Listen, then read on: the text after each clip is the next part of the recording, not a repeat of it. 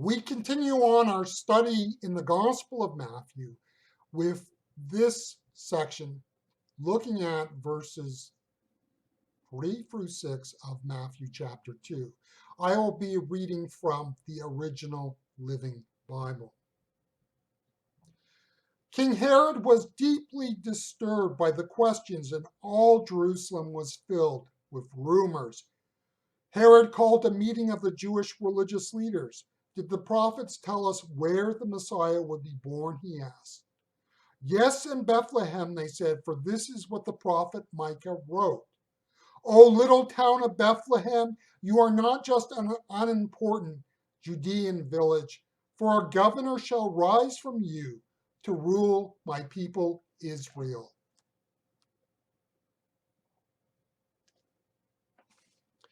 Apologetics in the life of the church is the activity where we intellectually defend the faith. The work of apologetics has been practiced from the very beginning of the church. If you want a good example, read the book of Acts and look at the life and ministry of the Apostle Paul.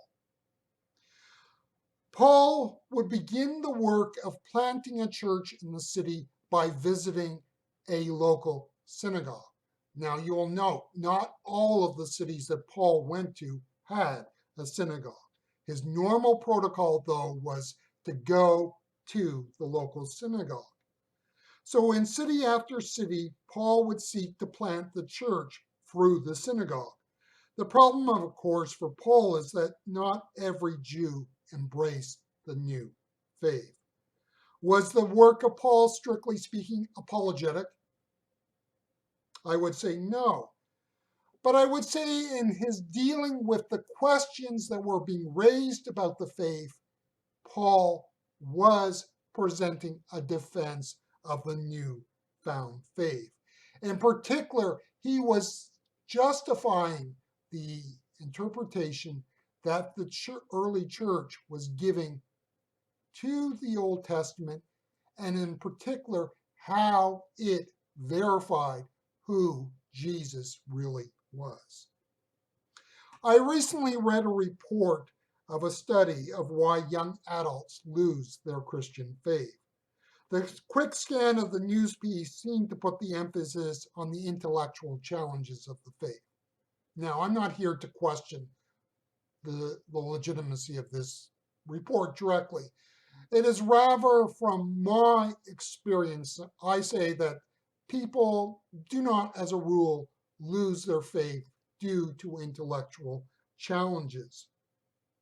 I would say that most people who lose the faith do not do so because of the intellectual failings of the Christian faith. I do not doubt that people leave the faith on the basis of intellectual grounds. In my years in the church, I get the sense that when people who have lost their faith seek to justify that loss of faith, they will often point to intellectual grounds.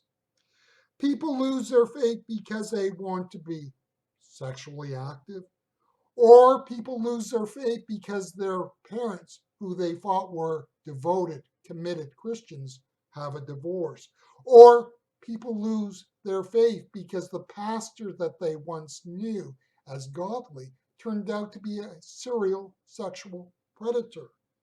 In other words, people often find a reason to leave the faith and then justify that leaving of the faith on the basis of intellectual grounds. Reason can be a tool of the faith, reason alone cannot. The Magi came to Jerusalem on the way to find the newborn king. Like any tourist in any other age, they stopped to get directions. Now think of this. The Jewish religious establishment knew where the king would be born. But they did not go. They understood what the scripture said, but had no desire to follow through on it. Was the issue a lack of reason? The answer is no. It was a lack of willingness to go see if it was true. In essence, they had already determined what the truth was, and that had no place for the Messiah. I do not discount the importance of reason in the life of the faith, and in particular, reason to clarify the faith. I know that there are people who do come to faith through reason. The fact is that the central problem in each and every life is not reason, but our will. Reason never, ever trumps the will. The will that seeks the King of Kings, like the Magi, will do it and will do what it takes to find Jesus. The will that says, I'm not interested, will not be moved to faith, even if it involves a short trip down the road to Bethlehem. This is the mystery of the faith.